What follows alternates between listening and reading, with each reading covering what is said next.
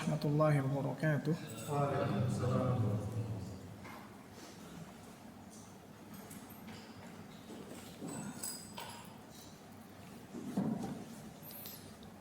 Innal hamdalillah nahmaduhu wa nasta'inuhu wa nastaghfiruh wa na'udzu billahi min shururi anfusina wa min sayyiati a'malina. من يهده الله فلا مضل له ومن يضلل فلا هادي له أشهد أن لا إله إلا الله وحده لا شريك له وأشهد أن محمدا عبده ورسوله لا نبي ولا رسول بعده أما بعد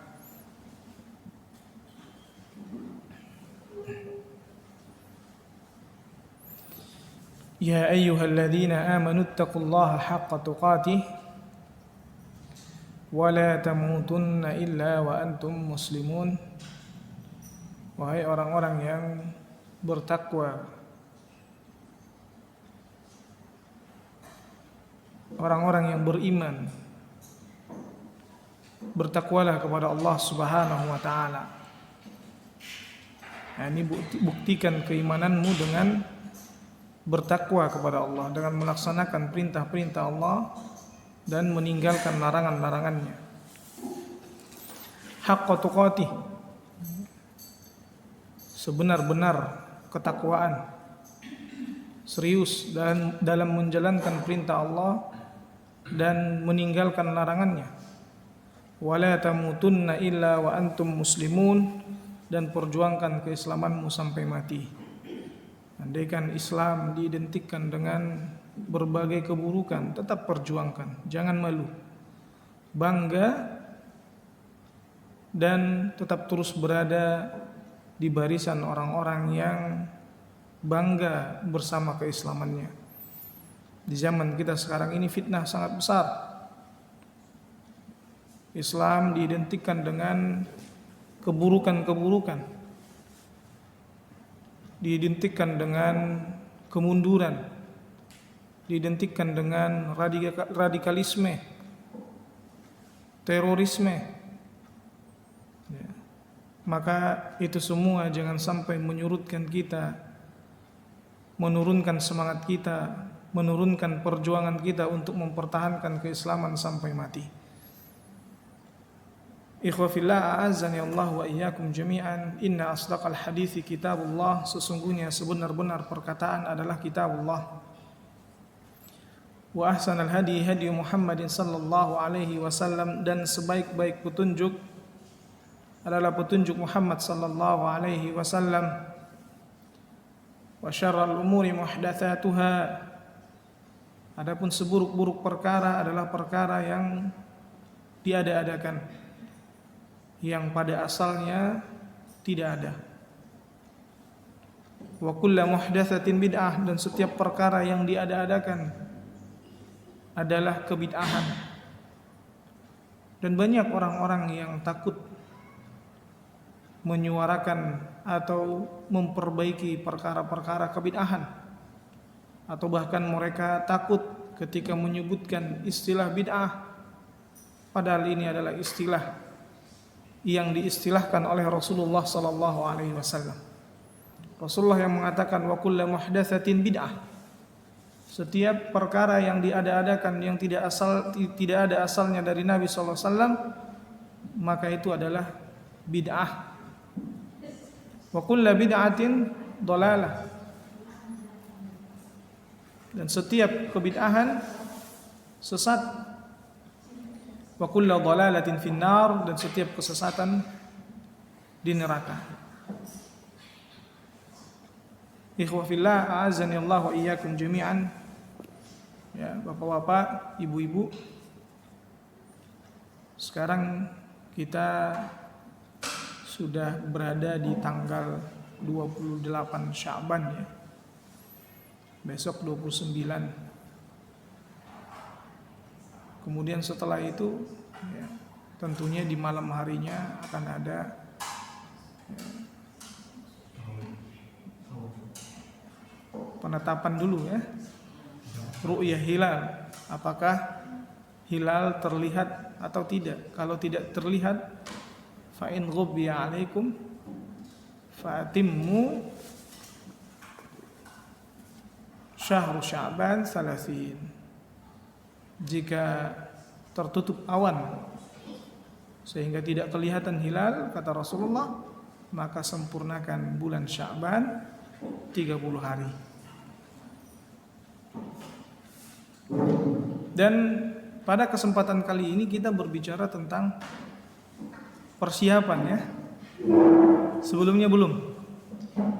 Hah? Belum? Masya Allah. Ya.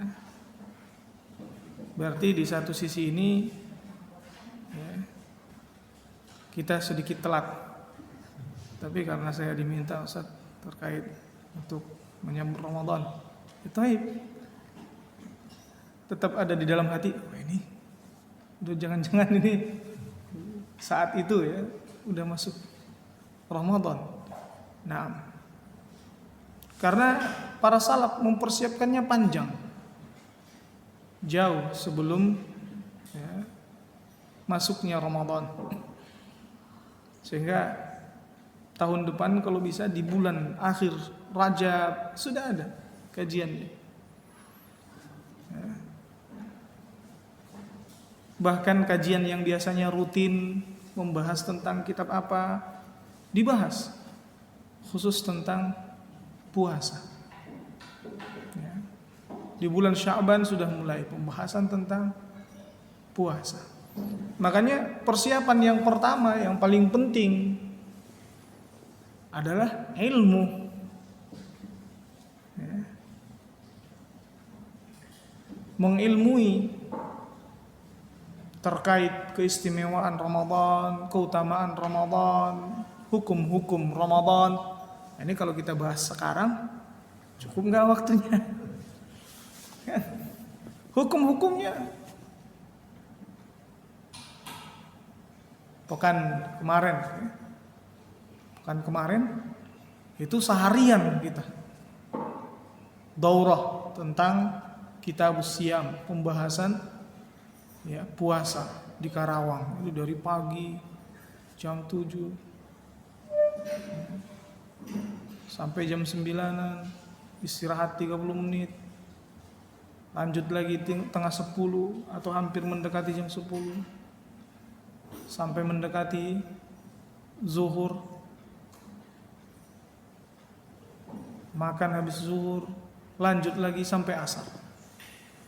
Nah, namun tentunya saya akan sebutkan secara umum ya. Saya yakin antum semua sudah mengetahuinya ya, secara umum. Namun terkadang semangat itu tidak datang kalau tidak sering diingatkan, ya, tidak sering disampaikan. Karena agama kita ini dari segala sisinya adalah nasihat. Makanya Rasulullah SAW sampaikan ad-dinu an-nasihah.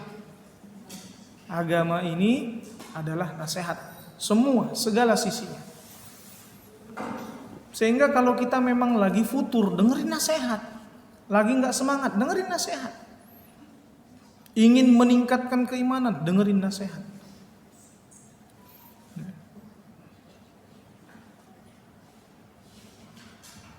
Dan kita juga jangan lupa menasehati. Karena dengan kita menasehati orang lain, ini juga nasihat buat kita. Kalau kita nasihati orang lain untuk mempersiapkan dirinya menyambut Ramadan, kira-kira yang menasihati gimana? Berusaha yang pertama untuk mempersiapkan dirinya bertemu dengan Ramadan. Tentunya dia malu kepada Allah Subhanahu wa taala dan kepada dirinya sendiri, juga malu kepada orang-orang lain. Harus ada rasa malu, al-haya. Dan rasa malu itu adalah baik semuanya, kata Rasulullah SAW. Rasa malu itu baik semuanya.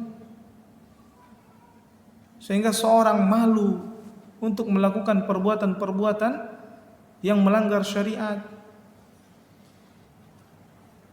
Sampai-sampai dalam sebuah hadis Rasulullah SAW katakan, bagi orang yang tak punya malu, fa illam tastahi fasna ma syi'ta.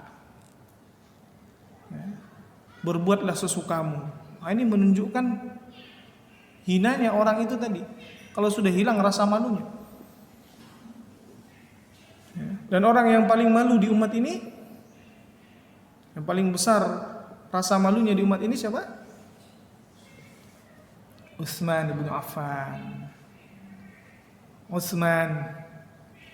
Sampai-sampai malaikat pun malu kepadanya karena rasa malu dia.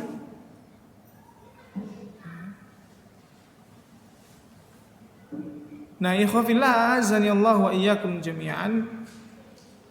Yang pertama akan saya sampaikan yang berkaitan dengan keistimewaan bulan Ramadan. Dan ini sangat banyak disebutkan keutamaan, keistimewaan bulan Ramadan. Disebutkan oleh Allah Subhanahu wa taala. A'udzu billahi minasyaitonir rajim. Syahrul Ramadan alladzi unzila fihi al-Qur'an hudan lin-nasi wa bayyinatin minal huda wal furqan. Bulan Ramadan adalah bulan yang diturunkan di bulan tersebut Al-Quran, petunjuk bagi manusia.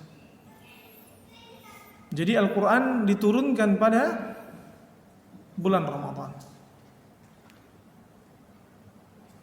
Al-Quran ini diturunkan dengan dua fase. Dari sisi Allah Subhanahu wa taala diturunkan ke langit dunia.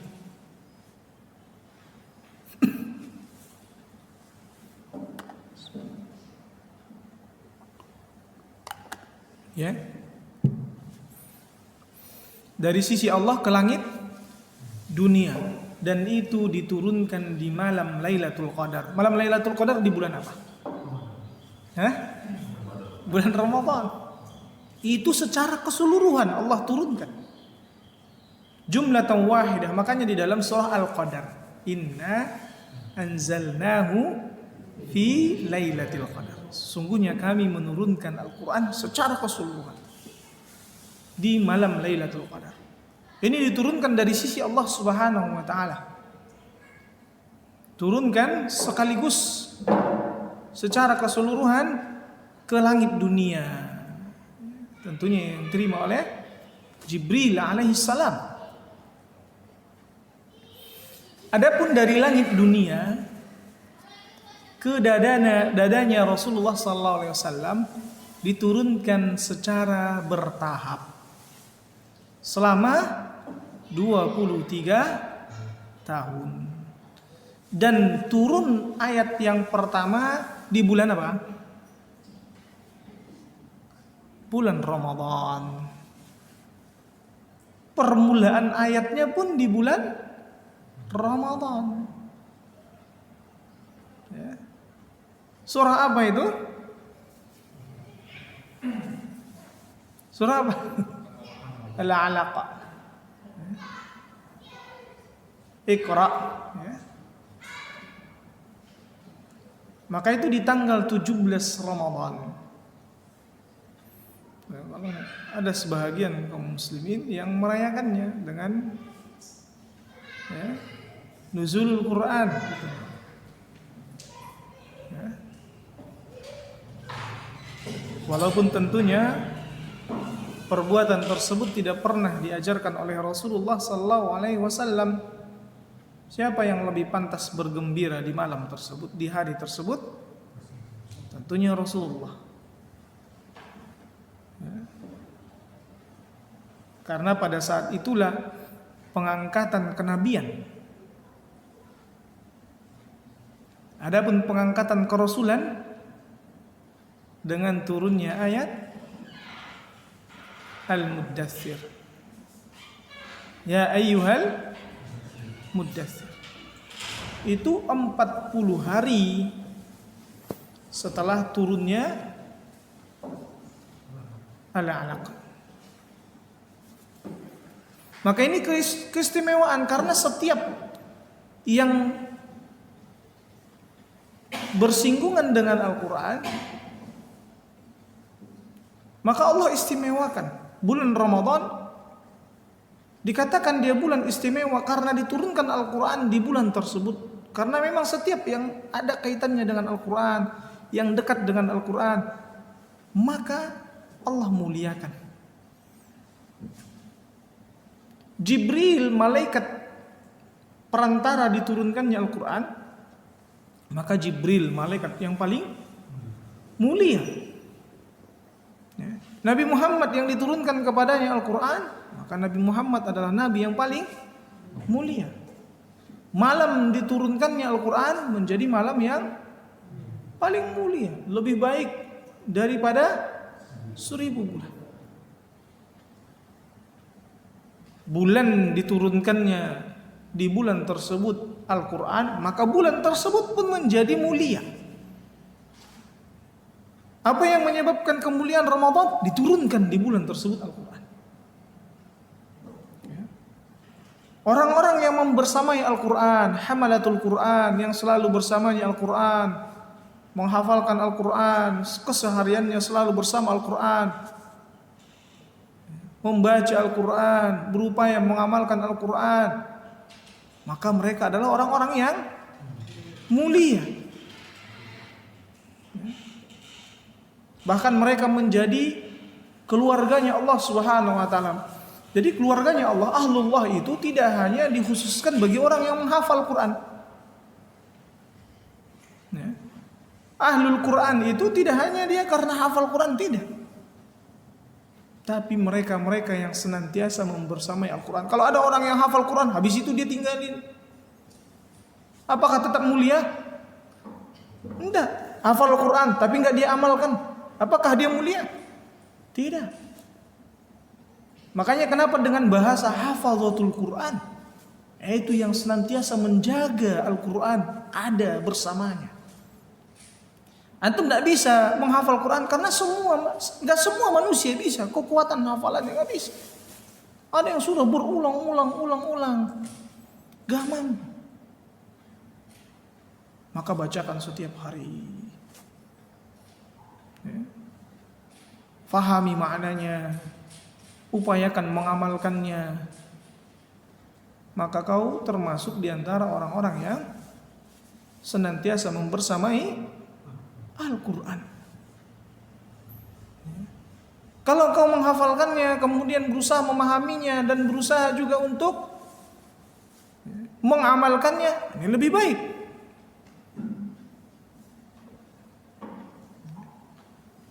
Makanya kenapa mereka juga menjadi orang-orang yang mulia. Sampai-sampai Rasulullah SAW mengatakan, Ashrafu ummati hamalatul Quran. Orang-orang yang paling mulia di umatku adalah yang senantiasa membersamai Al-Quran. Kalau di dunia sekarang, ya, lewat Pak Presiden, Menteri, wah ini orang-orang mulianya. Atau tokoh-tokoh. Ya. Namun nanti di akhirat, orang-orang mulianya adalah orang-orang yang senantiasa membersamai Al-Quran. Lewat mereka, pengen cium tangan, dihormati, ditinggikan derajatnya.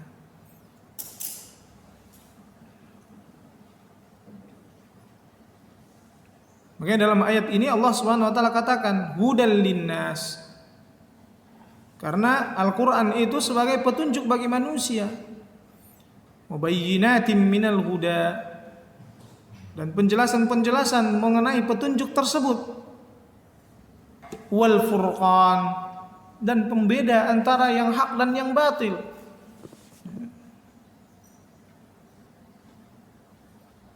Bahkan seluruh makhluk bumi itu sangat bergembira dengan diturunkannya Al-Quran.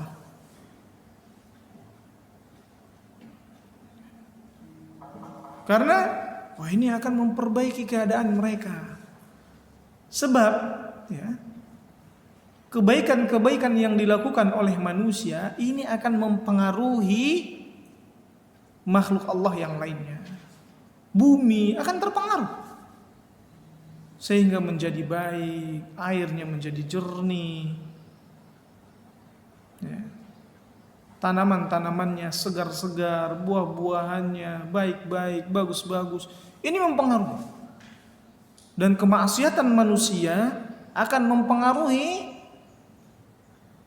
makhluk-makhluk yang ada di bumi.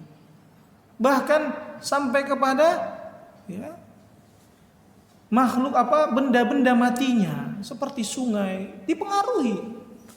Sungai menjadi kotor, bau, menyebabkan pencemaran, datang berbagai macam penyakit karena kemaksiatan.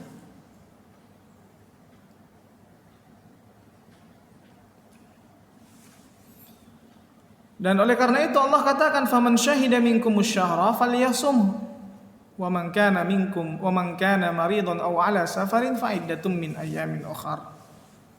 Maka barang siapa di antara kalian yang melihat bulan al-hilal, ya, maka hendaklah dia berpuasa. Adapun yang sakit atau safar, ia ganti di hari-hari lain. Ya. Ini keistimewaan yang pertama bulan Ramadan, karena di bulan tersebut diturunkan Al-Quran. Makanya Ramadan disebut dengan bulan Al-Quran, Syahrul Quran. Sehingga Rasulullah SAW pun dikhususkan di bulan Ramadan, Jibril datang di setiap malamnya mengajarkan Rasulullah SAW Al-Quran, mentadarusinya, menyampaikan makna-maknanya, kandungan-kandungannya, mengajarkan bacaan-bacaannya. Makanya kenapa yang dihidupkan itu malamnya? Menghidupkan apa? Malamnya. Sehingga silahkan istirahat di siang harinya. Kalau kita perhatikan negeri-negeri seperti Saudi Arabia, wah itu malam hidup di bulan Ramadan. Walaupun sebahagian menghidupkannya di jalan-jalanan. Ya. Kita di sana itu tidak terasa, Pak. Udah sahur, udah mau sahur. Kalau di bulan Ramadan. Ya. Namun ya, kalau siang harinya habis selesai subuh, banyak kan tidur sampai zuhur. Apa? Kenapa? Orang Saudi itu nyantai kerjanya. Berangkat habis zuhur, pulang sebelum asar. Nyantai, Masya Allah. Mereka itu gak seperti kita, kerja, banting tulang, yang dapat sedikit. Mereka itu kerjanya nyantai. Karena mereka tahu rezeki mereka itu datang bukan sebab kerja itu, bukan karena kerja ini, tapi karena ketaatan mereka. Allah berikan keberkahan. Ya. Makanya mereka nggak setakut kita kehilangan pekerjaan. Kalau menghalang-halangi ibadah mereka, mereka akan tinggalkan itu pekerjaannya. Mereka nggak takut. Mereka fokuskan ibadah. Kalau menghalangi mereka untuk berbakti kepada orang tua pekerjaannya, mereka tinggalkan pekerjaan. Makanya penganggurannya saja, itu 8 jutaan per bulan pengangguran. Pekerjaan yang paling rendahnya 20 jutaan, itu gajinya. Yang nganggur dikasih 8 jutaan. Karena orang luar saja dikasih 5 jutaan. Makanya pengangguran di sana punya mobil. Iya. Mobil-mobil harga miliaran mereka buat ngangkut itu. Apa namanya? Rumput-rumput buat ngasih kambing. Ford yang merek seperti itu, sampai ada yang melayangkan, perusahaan dari Eropa melayangkan keberatan karena mobil mereka yang harganya miliaran dibuat oleh salah satu warga di Saudi untuk apa? Ngangkat rumput. Wah, ini penghinaan sama perusahaan kita. Ini mobil mahal kok dibuat begitu. Ya suka-suka dia yang beli, mau dia buat apa, masukin kambing apa, terserah dia. Karena memang begitulah kata Allah, itulah janji Allah Subhanahu wa taala. Lau anna ahlal qura amanu wattaqu. Andaikan penduduk negeri tersebut beriman dan mereka bertakwa kepada Allah Subhanahu wa taala, la fatahna alaihim barakat. Akan kami buka kepada mereka keberkahan-keberkahan dari langit dan dari bumi. Ya. Akan tetapi kebanyakan dari mereka kufur. Maka ibu-ibu akhwati fillah, a'azani Allah wa iyyakunna jami'an. Bapak-bapak, a'azani Allah wa iyyakum jami'an. Ya. Karena memang bulan ini adalah bulannya Al-Qur'an, ya, upayakan hari-harimu lewati bersama Al-Qur'an. Nah, bisa nggak kira-kira ibu banyak baca Quran di bulan Ramadan kalau seandainya sebelumnya nggak baca Quran sama sekali? Kaget ini tenggorokan. Sahih, banyak yang serak nanti, hilang suara. Kenapa nih Pak suaranya? Atau matanya dia nggak persiapin. Cepat ini lelah, letih. Ngantuk. Waliyadzubillah. Kadang ada yang memiliki semangat yang kuat, dia nggak ngantuk ibu, tapi matanya udah. Makanya dia persiapkan sebelum datang Ramadan itu, dia persiapkan apapun itu. Makanya kalau yang dikatakan persiapan, ya dipersiapkan untuk bisa membaca Al-Quran maksimal. Dari segi matanya dia udah tahu, wah saya kurang kuat nih, nggak bisa duduk sejam membaca Quran, mata. Nah, ini harus dibenerin. Sebelum masuk Ramadan, setidaknya dia sudah pakai kacamata, nyari kacamata. Keluarkan hartanya untuk ini, masa? Udahlah, gak usah deh. Padahal ini untuk apa? Ya, kemuliaan yang dia dapatkan. Karena Rasulullah SAW mengatakan, man qama Ramadhana imanan wa ihtisaban ghufira lahu ma taqaddama min dhanbi. Barang siapa yang menghidupkan malam Ramadan, qama Ramadan, disertai dengan keimanan dan mengharapkan pahala, Allah ampunkan dosa-dosanya yang telah berlalu. Ya. Salamah bin Kahil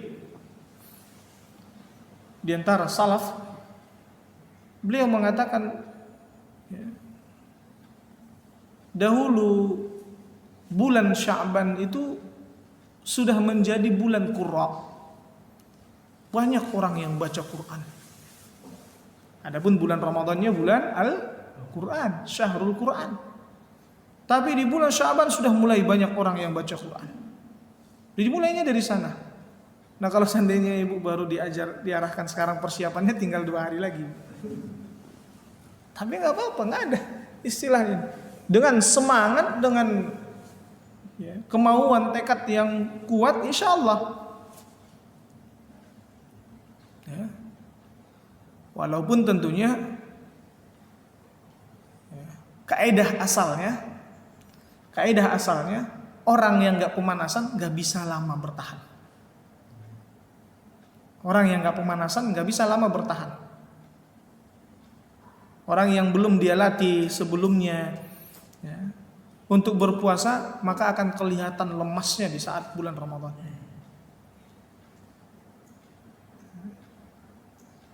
Orang yang kalau dia ikut lomba lari belum pemanasan, awal-awal mungkin bisa kencang, akhir-akhir lambat. Nah, ini sudah menjadi kebiasaan di negeri kita kaum muslimin. Akhir-akhir apa? Pada hilang. Apa sebabnya? Tidak ada persiapan. Awalnya ramai membludak, semua semangat, senang, berupaya beribadah. Sehari, 2 hari, 3 hari. Nah, setelah 10 hari mulai goyah nih. Dan di hari ke-20, nah ini padahal harusnya bulan Ramadan 10 hari terakhir ini puncaknya. Ibarat lari pacuan kuda, Pak. Biasanya Bapak perhatikan dah, lihat YouTube gitu ya, tentang lomba pacuan kuda. Yang sering menang itu yang pertama dia pelan-pelan dulu. 400 meter terakhir baru tuh kenceng. Awalnya dia di belakang. Lari-lari maraton begitu kebanyakan. Mereka enggak di awal tuh langsung kenceng, itu enggak. Tapi di akhir baru mau finish untuk mendapatkan kemenangannya di akhir. Makanya sampai Rasulullah SAW ikat tali pinggangnya kenceng. Ya. Nah, ini harus kita ketahui.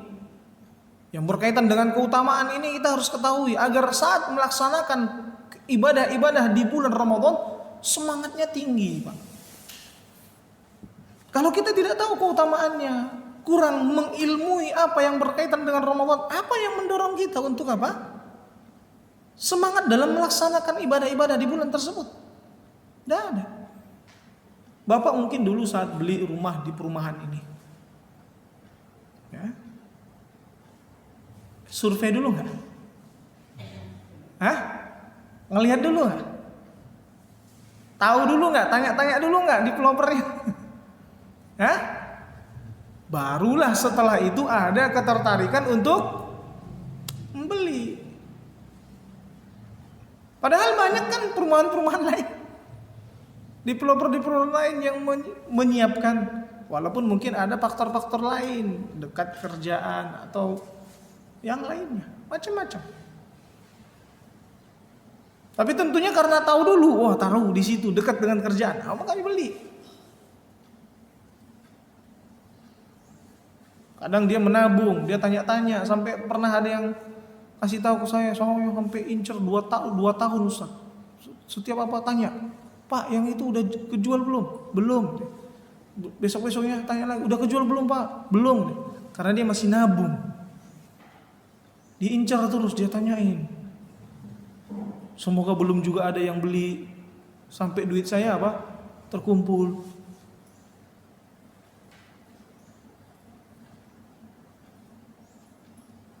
Maka bapak-bapak, ibu-ibu, ma'asyiral muslimin rahimani wa rahimakumullahu jami'an. Amr bin Qais itu bahkan beliau tutup tokonya di bulan Sya'ban.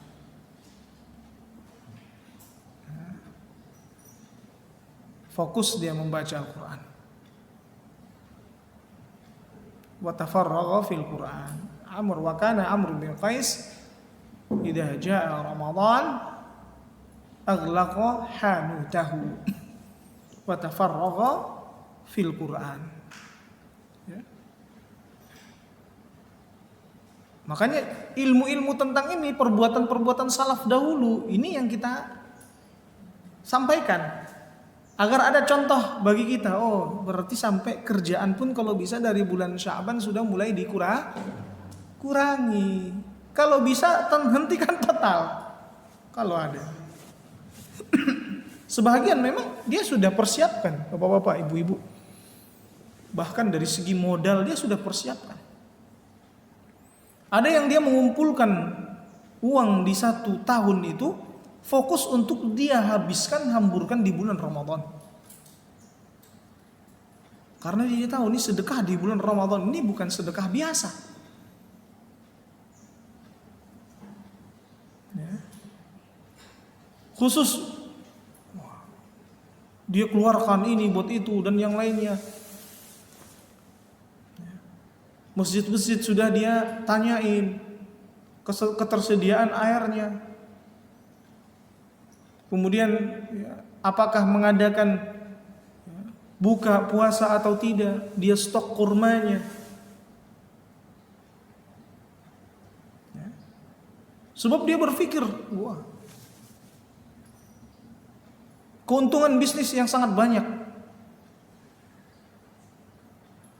Orang tahunya, wah puasa bulan Ramadan 30 hari.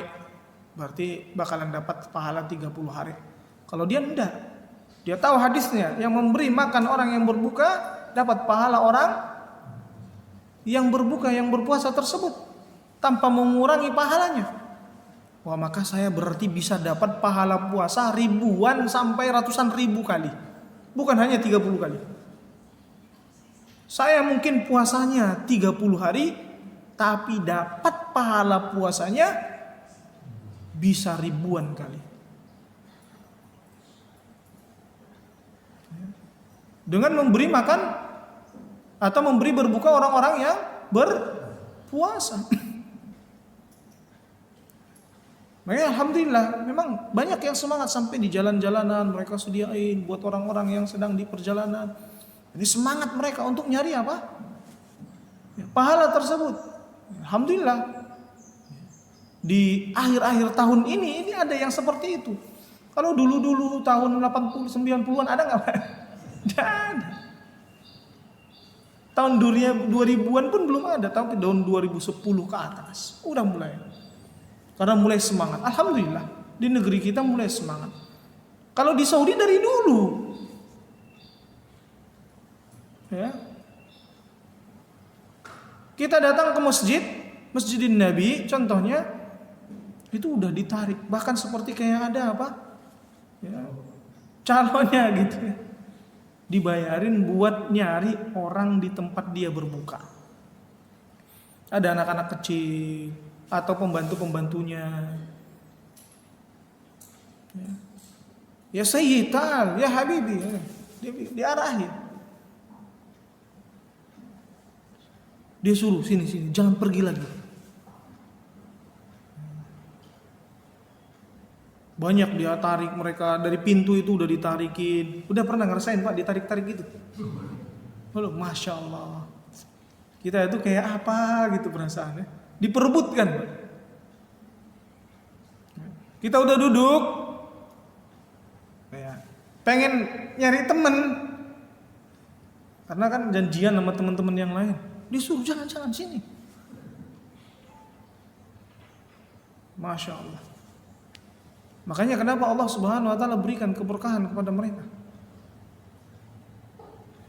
Sehingga mereka kalau jualan pun itu sampai-sampai masyhur itu, ya. Kalau jualannya orang ya,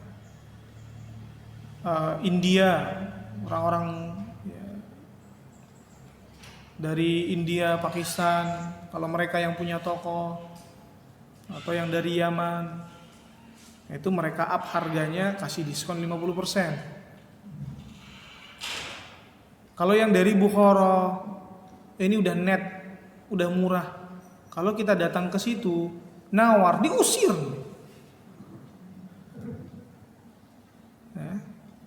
Kalau orang-orang Madinahnya, orang-orang Arab Saudinya ngasih harga tinggi-tinggi, kita mau beli, nggak peduli, kayak nggak niat jualan.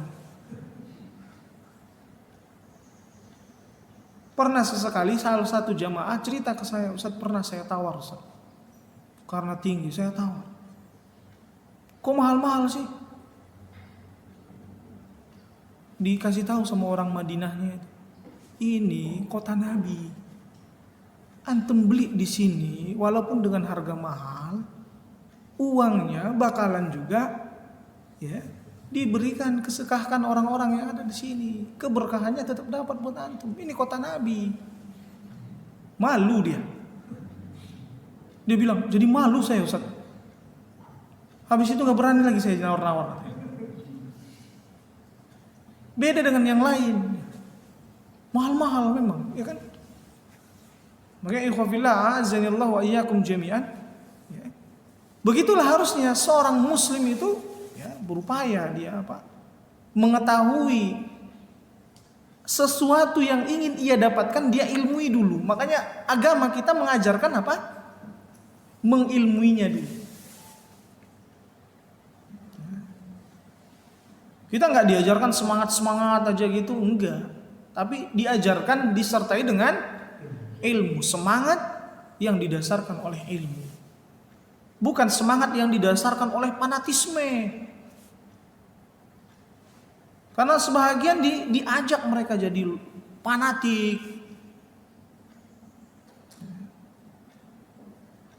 Dilihat ya, disebutkan kejelekan-kejelekan yang lainnya yang tidak dilakukan atau yang berbeda dengan mereka.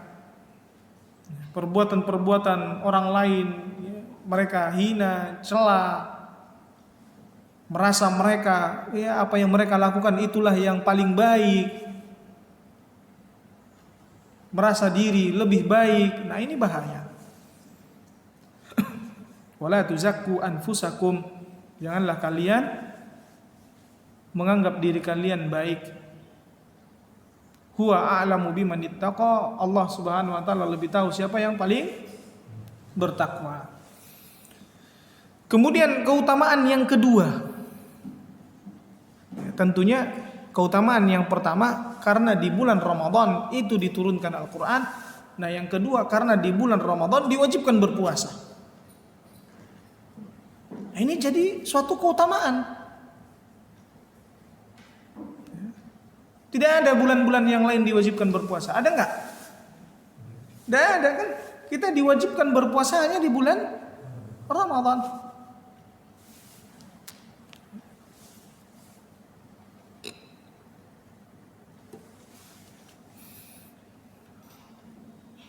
Makanya perkara-perkara yang ada kewajiban tambahan di waktu tersebut menjadikan waktu tersebut tambah utamanya, tambah istimewanya. Atau waktu, tempat. Kalau ada kewajiban tambahan di tempat tersebut, atau ibadah tambahan. Jangankan kewajiban tambahan, ibadah tambahan saja pun menjadikan tempat tersebut terangkat, menjadi mulia. Masjid, ya karena diwajibkan di sini salat. Kita masuk disunnahkan salat tahiyatul masjid. Makanya keutamaannya terangkat, keistimewaannya lebih dibandingkan rumah kita. Ya. Nah, ini berkaitan dengan tempat. Waktu contohnya hari Jumat diwajibkan, ada tambahan kewajiban, tambahan salat Jumat. Maka jadi terangkat.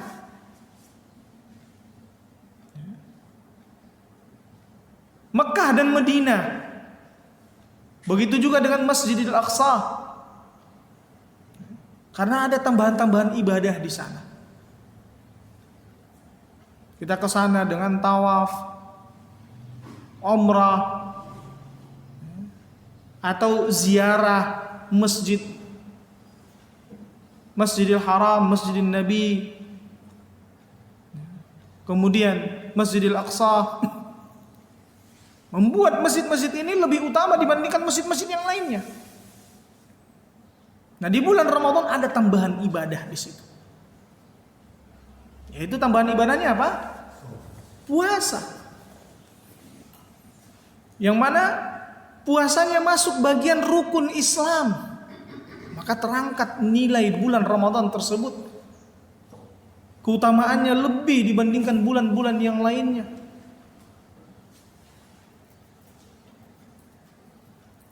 Ya.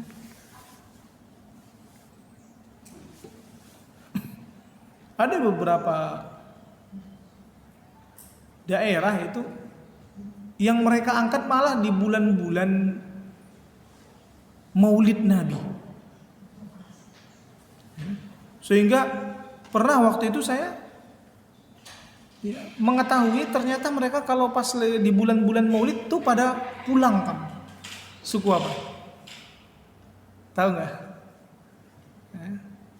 Sebahagian kaum muslimin di Madura ya.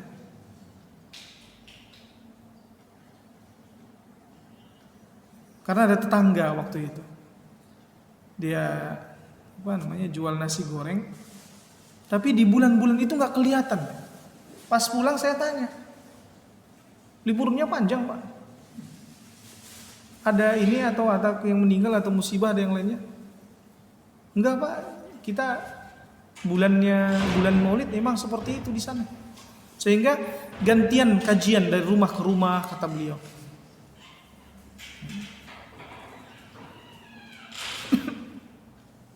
Nah kalau di bulan Ramadan atau Lebaran gimana? Wah nggak seramai itu. Jadi mereka lebih meriahkan di bulan-bulan ini dibandingkan Ramadan, Idul Fitri atau Idul Adha. Malah terkadang mereka nggak pulang di bulan tersebut.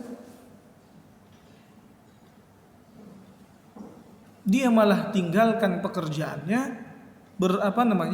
tutup. Bahasanya itu tutup tokonya di bulan-bulan yang tidak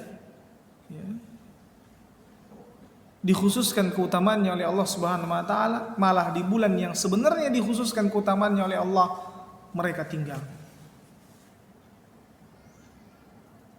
Kita kalau seandainya mampu, Bapak-bapak, Ibu-ibu mampu, stop dulu kegiatan di bulan Ramadan, fokuskan ibadah, enggak usah takut masalah rezeki. Kalau mampu, kalau sudah dipersiapkan. Ya. Jadi 11 bulan itu bekerja, kira-kira di 1 bulan Ramadan nggak kerja, mati nggak? Enggak lah. Banyak diantara salaf itu bekerjanya mereka setiap pekanan ya Pak ya. Pekanan itu dari 7 hari, sehari mereka bekerja, 6 harinya belajar, nuntut ilmu. Berarti kerjanya mereka yang sehari ini untuk membiayai yang 6 hari. Ya. Ibaratkan kalau dia kerja 1 hari dapat berapa? Full bisa 200 ribu ya. Tukang kadang kan bisa, kalau jadi tukang dia bisa 100 ribu atau 200 ribu. Cukup nggak itu untuk 1 pekan? Hah? Cukup insya Allah. Belum pernah nyoba Pak? Masya Allah, kita kalau dulu mahasiswa kan pernah Pak. Waktu belajar kan ngirit-ngiritin ya. Berusaha. Bahkan kita takarin itu, berasnya itu takar, nasinya takar, lauknya. Wah, saya pernah merasakan yang seperti itu. Jadi 500 ribu itu bisa sebulan. Tapi bukan sendiri ya, berdua. Berarti per pekan itu seharusnya berapa Pak? Berarti 1 orang kan 250 ribu kan? Dan saat itu ya termasuk masih mahal juga biaya di tahun 2015-an ya. Nah, Bapak-bapak, Ibu-ibu, ma'asyiral muslimin rahimani wa rahimakumullah jami'an. Makanya kenapa Rasulullah SAW di bulan Sya'ban itu sampai puasanya hampir penuh, persiapan untuk berpuasa di bulan Ramadan. Ini riwayat dari Aisyah yang mengatakan, tidak pernah aku melihat Rasulullah SAW berpuasa 1 bulan penuh kecuali di bulan Ramadan, dan berpuasa paling banyak di 1 bulan tersebut kecuali di bulan Sya'ban. Ya. Nah, kita sudah ada yang puasa. Ya. Kalau sehari 2 hari sebelum Ramadan kita dilarang. La tuqaddimu Ramadan bisawmi yaumin aw yaumain. Jangan kalian mendahulukan Ramadan dengan berpuasa sehari atau 2 hari sebelumnya. Kecuali yang sebelumnya dia terbiasa puasa. Ya. Ini kan udah hari Ahad, mungkin besok Senin tanggal 29. Ya. Pengen puasa, yang terbiasa puasa Senin Kamis boleh. Tapi nggak terbiasa, ya jangan, udah sehari 2 harinya tahan.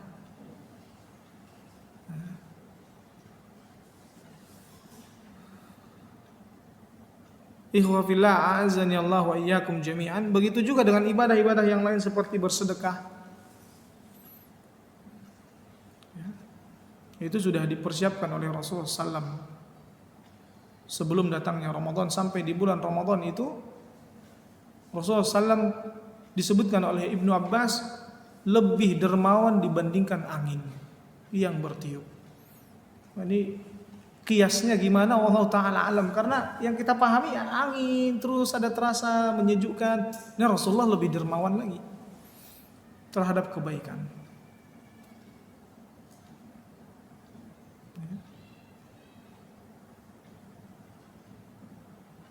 Ini insya Allah ya bapak-bapak, ibu-ibu, ilmunya apa yang membuat kita semangat untuk bertemu dengan Ramadan? Karena kita mengetahui keutamaan di bulan Ramadan tersebut. Ya. Dan juga ya, beberapa hadis yang menunjukkan tentang keistimewaan bulan Ramadan, karena di bulan ini dibukakan pintu-pintu surga. Ya. Dibukakan di bulan tersebut pintu-pintu surga. Sebab banyaknya amal saleh yang disyariatkan di bulan Ramadan. Karena itulah yang menyebabkan seorang ya, yang menyebabkan ia atau yang memasukkan ia ke dalam surga. Banyaknya kebaikan-kebaikan yang disyariatkan di bulan Ramadan. Semua. Bahkan banyak orang-orang yang mulai bisa menahan amarahnya di bulan Ramadan. Mulai dia berkata-kata baik di bulan Ramadan. Oleh karena itu dikatakan bulan Ramadan bulan berkah. Apa? Kenapa, Pak? Ibu.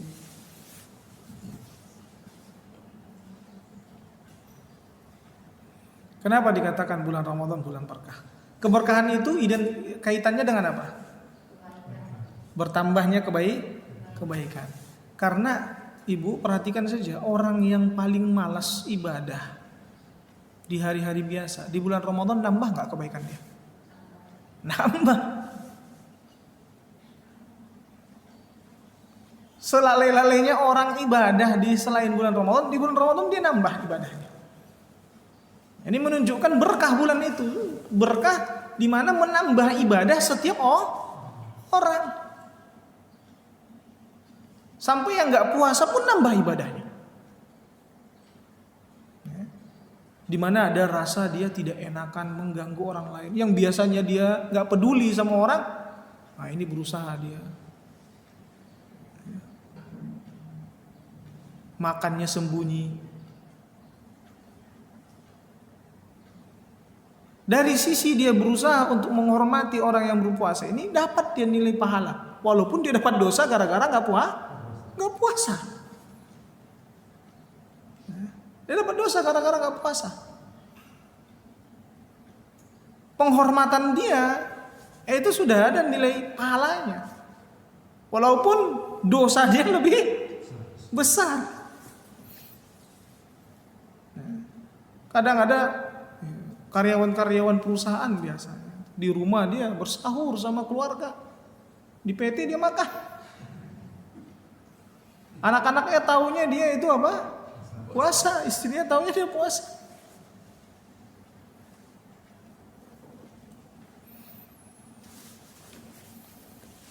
Nah, ini menunjukkan apa? Dibukanya pintu-pintu kebaikan dan keutamaan di bulan Ramadan. Dan juga ditutup pintu-pintu neraka. Ditutup pintu-pintu neraka. Karena memang di bulan ini ya, sedikit sekali maksiat.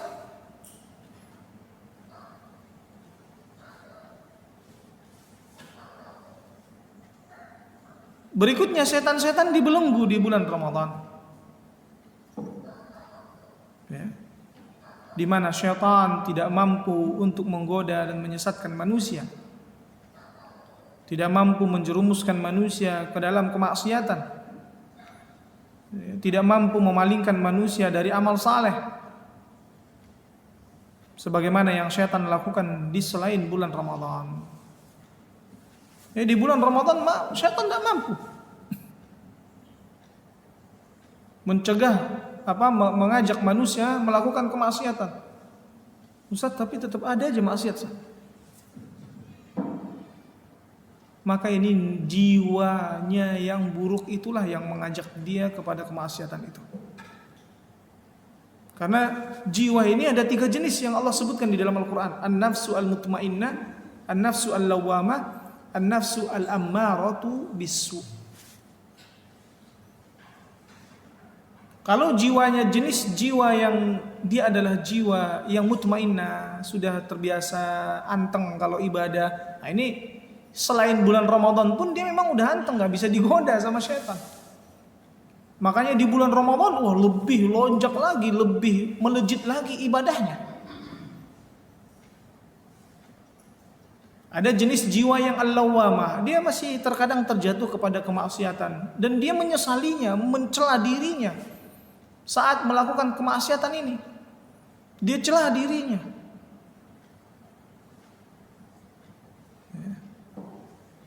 Sehingga ada terus upaya untuk bertaubat.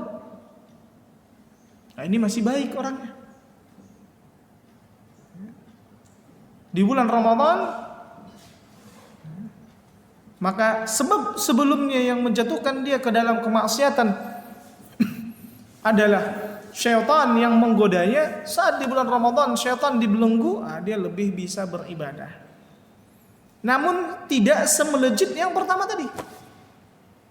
Karena kalau yang jenis yang kedua ini belum sampai dia merasakan kenikmatan ibadah itu, ketenangannya, sehingga terkadang masih jiwanya masih kelelahan,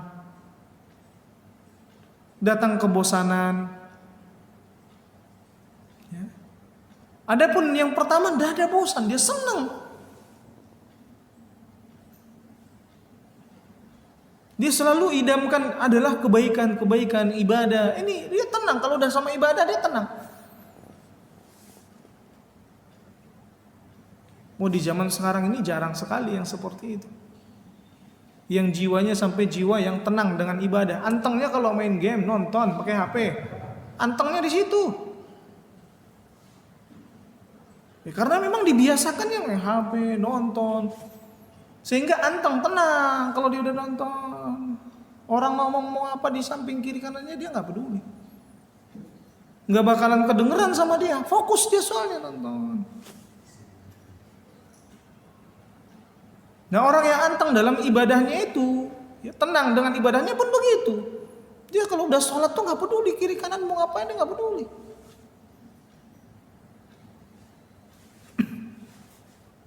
Jenis yang ketiga, jenis jiwa yang mengajaknya kepada keburukan. Gak ada godaan setan pun memang jiwanya udah dicetak oleh setan. Nah jiwanya ini bakalan ngajak dia bermaksiat tanpa ada setan. Dia udah disetting begitu jadinya, sama setan udah disetting dia. Karena banyaknya kemaksiatannya di bulan-bulan sebelum Ramadan, ya, pengaruh dari godaan-godaan setan ini dan pertemanannya dengan setan di bulan Ramadan, nggak ada teman pun dia tetap bermaksiat sendiri. Setan nggak ada temennya, si setan ini dia tetap bermaksiat sendiri.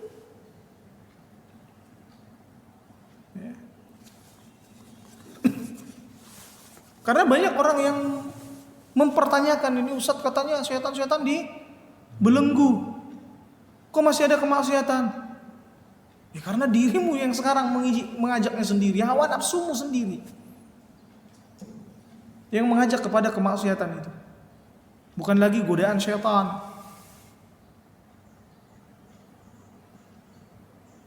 Dan setan yang dibelenggu adalah setan-setan yang dari jenis jin, adapun setan dari jenis manusia masih berkeliaran.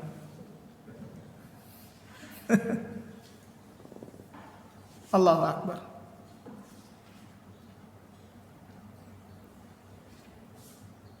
Nah ini secara keseluruhan, bapak-bapak, ibu-ibu, ya, ma'asyiral muslimin rahimani wa rahimakumullahu jami'an. Udah sejam ya, nggak terasa. Dan persiapan-persiapan lain adalah persiapan mental, persiapan kesehatan. Nah, ini penting. Ya. Jadi jaga kesehatan agar bisa nanti di bulan Ramadan maksimal dalam beribadah.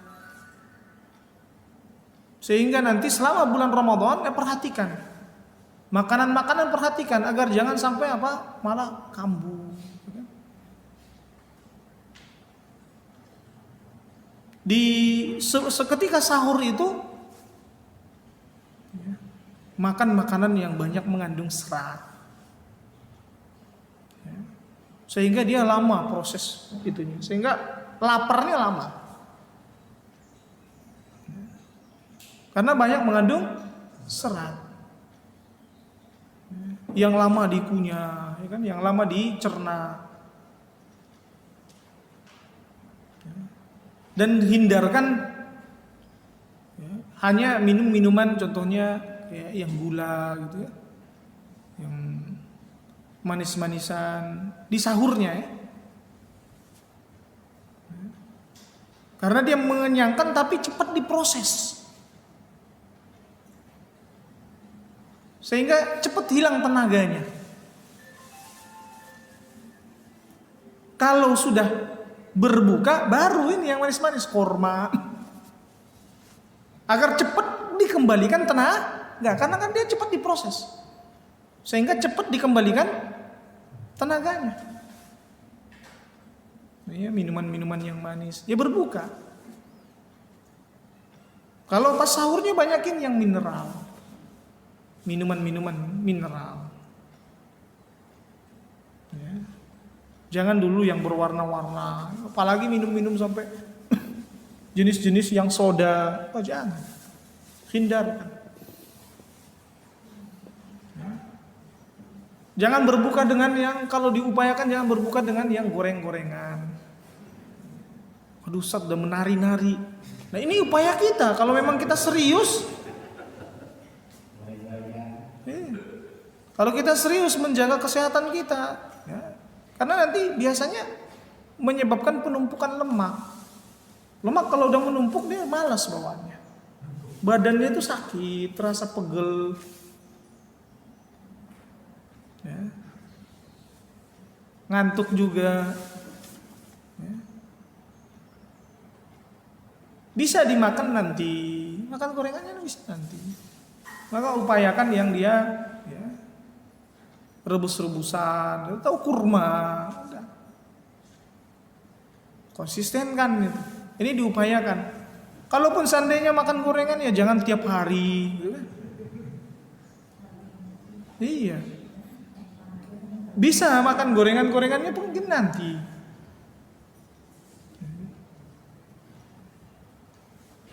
Nah ini juga diantara persiapan kita. Karena untuk beribadah itu butuh badan yang sehat. Orang yang ingin ikut perlombaan, lomba lari, butuh nggak dia fit staminanya? Butuh. Bahkan para pemain sepak bola dijaga terus staminanya, dilihat kesehatannya. Makannya mereka diatur, bener nggak? Ya, makannya kan nggak diperbolehkan macam-macam, makan minum alkohol nggak boleh. Pemain-pemain bola itu agar tetap staminanya agar tetap apa? Fit. Masa pemain bola lebih serius untuk dapatin keuntungan dibandingkan seorang yang beriman, keuntungan akhirat. Ya. Dan terkadang nggak dibahas persiapan Ramadan, yang dibahas masalah ibadah ininya. Kesehatannya mana? Menjaga kesehatan itu juga penting. Menjaga hak tubuh kita. Wa inna libadanika 'alaika haqqun. Kata Rasulullah SAW, dan sesungguhnya badanmu pun punya hak yang dia nanti akan nuntut. Kalau antum nggak jaga badan, dia nanti nuntut di hadapan Allah Subhanahu Wa Taala. Ya.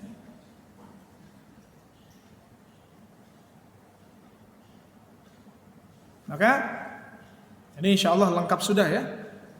Persiapan dari segi keilmuannya, kemudian persiapan dari segi materinya kita persiapkan, harta kita juga yang mau kita persiapkan di bulan Ramadan. Ya. Persiapan dari sisi apa? Kesehatannya, persiapan dari sisi mentalnya. Dan nanti ibadah di bulan Ramadan yang paling susah adalah memulai ibadah. Kalau mau baca Quran mulai langsung, jangan tunggu entar. Nanti aja dah. Jangan tunggu, kan yang paling bagusnya kan di 10 akhir Ramadan. Udah 10 aja ntar. 10 akhir Ramadannya aja ntar. Makanya dari sekarang sudah buat, Pak. Buat tuh tabelnya. Buat jadwalnya. Buat. Ibu kan sudah tahu kegiatan seharian itu apa. Upayakan setiap selesai sholat itu ada baca Quran. Kalau bisa setidaknya 1 kali khatam 1 Ramadan ini. Ini minimal, ini harus khatam. Masa selama setahun ini nggak pernah khatam? Ramadan juga nggak khatam.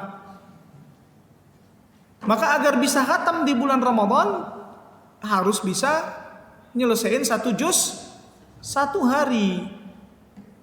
Maka itu buat konsistenin. Setiap selesai sholat 2 lembar. 2 lembar. Sehingga 1 hari berapa? 10 lembar. Itu 1 juz. 2 lembar itu 4 halaman. Ya. Jadi itu harus dipertimbangkan. Kalau bisa tambah 4 halaman. Ya. Sehingga nanti khatamnya berapa kali? 2 kali. Begitu seterusnya. Ya. Upayakan konsistenin. Ya kalau saya, ibu-ibu, ya ini mungkin untuk memotivasi, semoga kita semua termotivasi. Saya buat grup dengan istri. Jadi ada di situ laporan tiap hari. Jadi penghuni grupnya ada 5. Maaf ibu-ibu, karena istrinya ada 4. Jadi penghuni grupnya ada 5. Ini setiap hari saya juga ikut. Dari sebelum Sya'ban kemarin kita sudah ada laporan terus. Setiap hari harus ngaji minimal 5 halaman. Ya, minimal 5 halaman 1 hari. Ini kan 1 hari kemarin ya. Nanti di bulan Ramadan saya buat sama istri saya yang khatam berapa kali. Setiap khatamnya itu saya kasih bonus. Tahun-tahun yang dulu Saya kasih 500.000 sekali khatam. Tapi saya kasih tahu saat ngasihnya nanti sebelum Idul Adha. Jadi seperti THR ya kan. Kasih berapa kali khatam? 5 kali. 2,5 juta. Tapi tahu ya bahwasanya 2,5 juta ini tidak ada apa-apanya dibandingkan yang Allah telah siapkan untukmu. Nah, ini selalu saya nasihati. Selalu saya kasih tahu. Agar jangan tujuan mereka beribadah itu adalah dunia. Ini tidak apa kita motivasi dengan memberikan hadiah, tapi bukan itu tujuan utamanya. Karena apa yang Allah persiapkan itu jauh-jauh lebih besar. Namun itu mampu memotivasi. Ini karena kemarin kita pandemi, ya. Jadi tetap ini masih ada nggak Bi? Masih. Nominalnya nanti. Kondisional. Ya. Seminimalnya itu 100.000. Ya kan itu udah di luar yang lain. Nah, namun tentunya sekali lagi yang Allah siapkan buat kalian jauh-jauh lebih besar. Ya. Makanya nih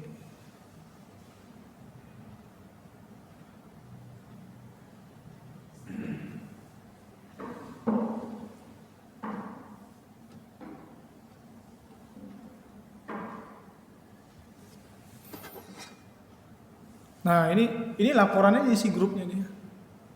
Keluarga besar Syuja'an.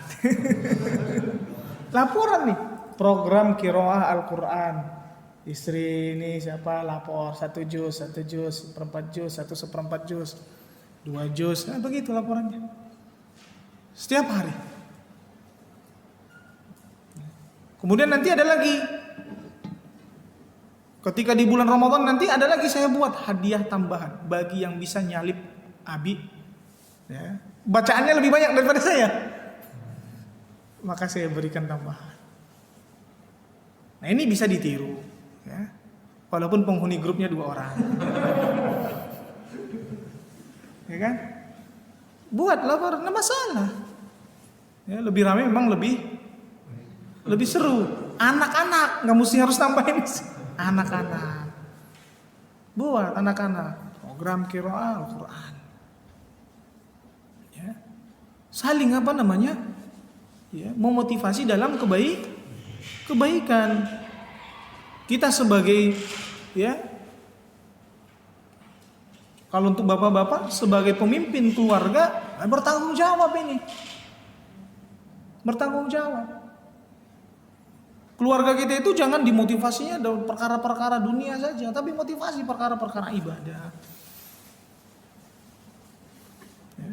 Nah, sampai di sini ada pertanyaan bapak-bapak, ibu-ibu? Iya. Hitungan malam Ramadan hari Senin malam gitu kan, salah satu udah malam 1.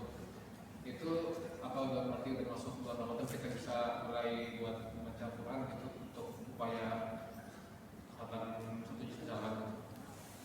Gimana tadi? Jadi kan misalkan kita hari Selasa nih udah mulai masak, nah berarti kan di tanggal malam Selasa itu kan Senin malam kan itu udah masuk Ramadan Ustaz ya.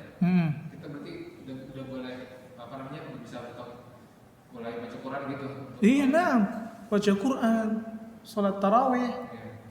Bukankah duluan kita sholat tarawih sebelum puasanya? Karena memang pergantian hari di bulan Hijriah itu adalah setelah terbitnya matahari. Terbenamnya matahari. Ya. Terbenam matahari udah masuk hari baru. Ya. Jadi habis maghrib, itu udah masuk hari Selasa. Ya. Jadi bukan masih hari Senin itu. Kalau kita kan masih nganggapnya hari Senin malam gitu, enggak. Itulah dia malamnya Selasa. Selasa malamnya yaitu kalau untuk hitungan Hijriah. Nah, jadi dari situ kita sudah mulai. Dari habis maghrib kita sudah mulai membaca Quran 2 lembar. Nah, ya. Ada lagi? Ya. Mengenai doanya Pak Ustaz, lebih harian atau bulan? Nanti ada 2 bulanan. Doa bulanan apa doa harian Pak Ustaz? Doa apa ini? Doa sahur ya. Niat puasanya kan? Iya. Niatnya. Kalau di hukum dulu ada doa bulan Ramadan suntuk, kita bulan suntuk. Itu kan ada doa harian juga. Doa sahurnya. Niat Pak maksudnya? Niat. Niatnya ya, langsung dari awal untuk sebulan penuh pun itu tidak masalah. Ya, namun lebih afdol kita niatkan ya, setiap malamnya. Dan niat ini tidak harus dilafazkan ya. Niat itu tidak harus dilafazkan. Nawaitu shauma ghadin ada syahri ada fardi syahri Ramadan hadhihi sanati lillahi ta'ala. Tidak mesti. Tapi ada niat di dalam hati kita besok kita berpuasa. Sekarang kita tahu nih bahwa saya selama bulan Ramadan ini saya akan berpuasa. Nah, ini udah niat namanya. Hah? Sebelum sahur. Sebelum sahur wajib. Untuk puasa wajib, maka wajib niatnya di malam harinya. Nah, kalau seandainya diniatkan dari sekarang, ya, dari besok nanti awal waktu malam, ya, malam apa? Pertamanya bahwa kita akan berpuasa sebulan penuh itu, ya udah. Itu sudah cukup. Nah, ada lagi pertanyaan? Ya. Doa di malam Ramadan setelah tarawih itu bebas atau ada yang disunahkan? Sama Nabi Muhammad. Boleh tidak baca doa Allahumma inna nas'aluka ridho wa jannah wa bika min sakhatika wan nar. Ya. Jadi terkait doa ya, di malam Ramadan. Asalnya bahwasanya doa-doa di malam Ramadan umum, mau doa apa saja. Ya. Kecuali di malam Lailatul Qadar. Ada yang dikhususkan yang diajarkan oleh Rasulullah sallallahu alaihi wasallam yaitu Allahumma innaka afuwun tuhibbul afwa fa'fu anni. Ya, di malam-malam Lailatul Qadar.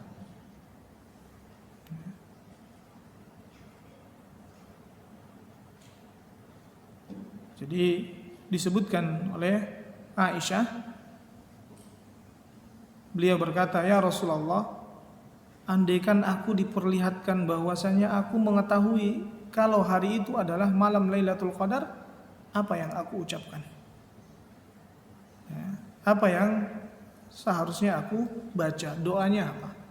Maka Rasulullah SAW mengatakan, "Quli Allahumma innaka afuwun tuhibbul afwa fa'fu anni." Ya, itu diperbanyak. Namun secara umum ya, di setiap malamnya silakan. Yang Ibu sampaikan tadi ya, boleh.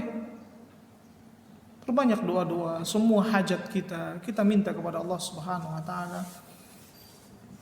Nah,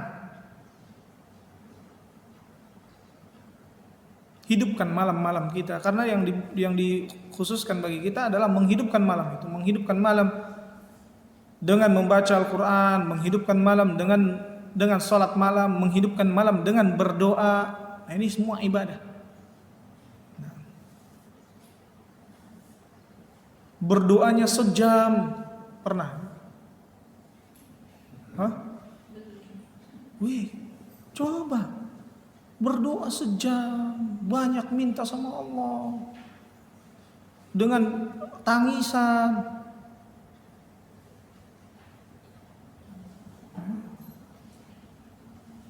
Karena doa itu juga adalah ibadah. Ad-du'a'u huwal ibadah. Doa itulah dia inti dari ibadah. Makanya salat itu pun sebenarnya doa. Baca Quran kita berisi tentang doa-doa juga. Nah, ada lagi pertanyaan lain? Cukup? Ya. Mengenai fidyah itu, ada fikih itu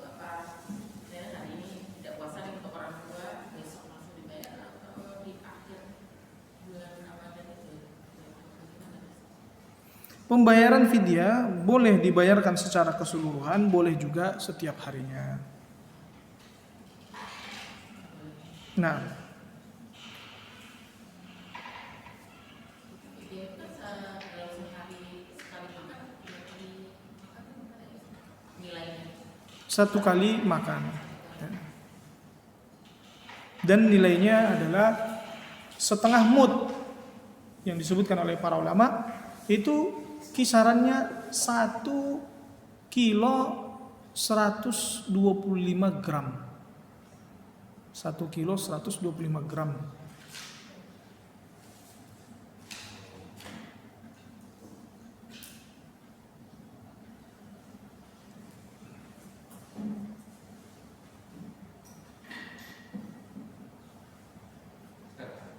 Ya,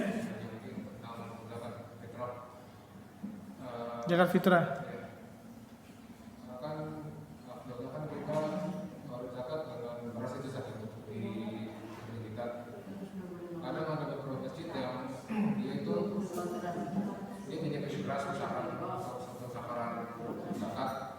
Jadi yang usaha itu bayar pakai uang, yang dia kartu beras itu gimana Ustaz? Apakah boleh? Gimana tadi? Sebentar. Coba diulang. Nah, Abdullah kan kita zakat kan pakai beras itu ya. Apa? Coba kurang jelas. Kan kalau zakat itu pakai beras, pakai pokok Nah, pokok ya kan. zakat fitrah. Sebentar. Nah, coba kita dengarkan dulu sebentar. Nah, jadi itu ada beberapa masjid yang saya tahu dia tuh nyiapin beras untuk zakat. Jadi nanti orang yang mau zakat dia ngasih uang ke panitia zakatnya untuk nanti ditukarkan sama beras. Itu gimana Ustaz? Apakah boleh? Apakah harus kita yang mau zakat harus datang terus membawa beras atau gimana Ustaz?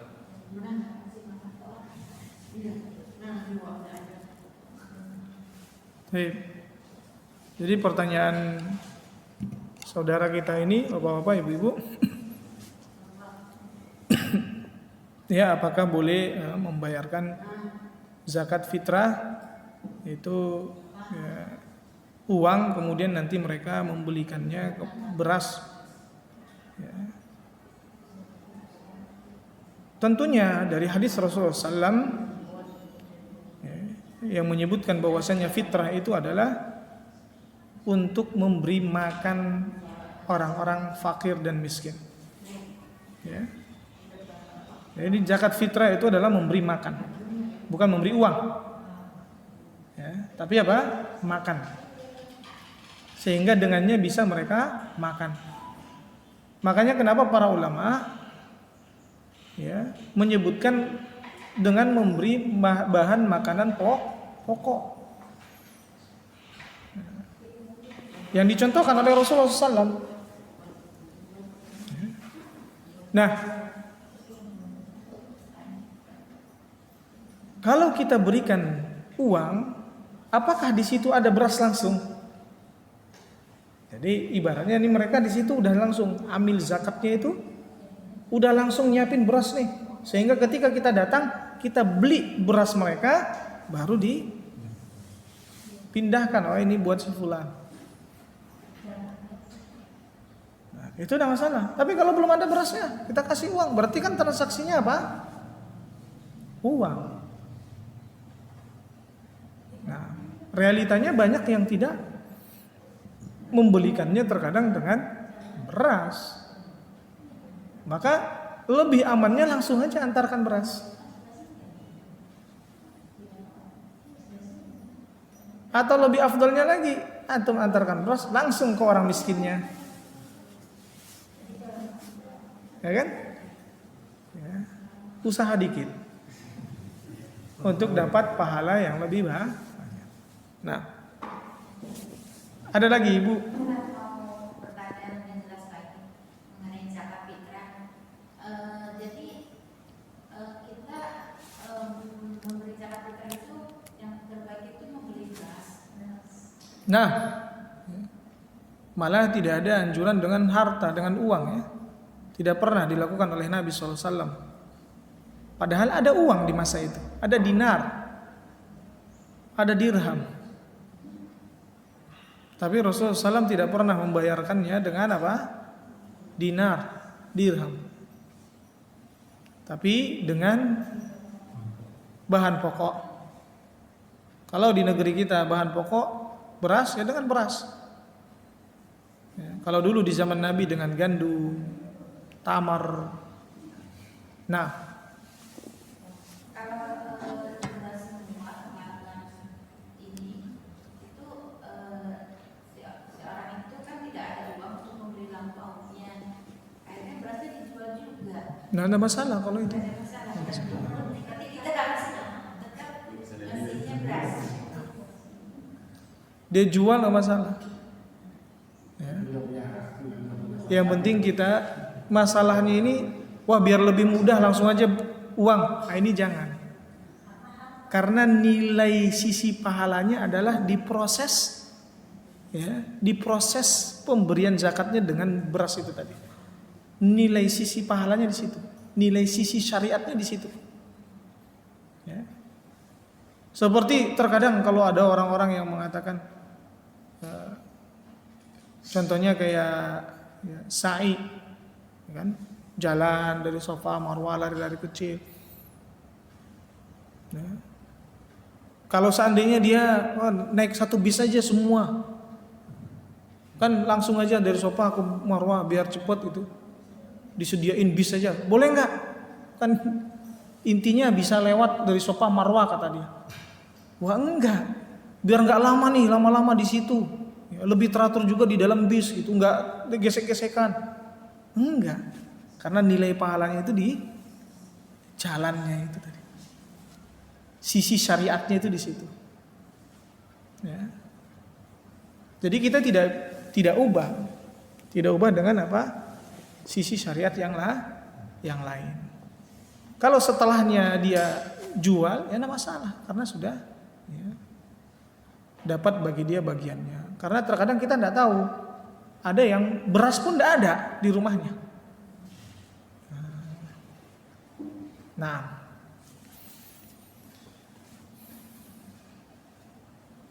ada lagi pertanyaan lain?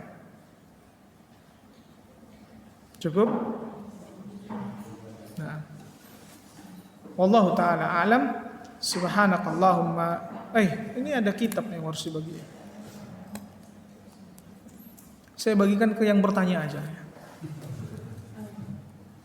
Tadi yang bertanya pertama siapa? Antum yang pertama nanya ya. Tafadhal. Yang kedua bertanya siapa? Silakan. Tadi ibu sini, siapa lagi di belakang? Nah, sama ibu yang terakhir ya. Dua ada yang di belakang lagi tadi ya. Nih buat ibu sini. Nah. Satu lagi ada yang di belakang siapa? Nah, ada yang bertanya. Nah, pas 5. Alhamdulillah.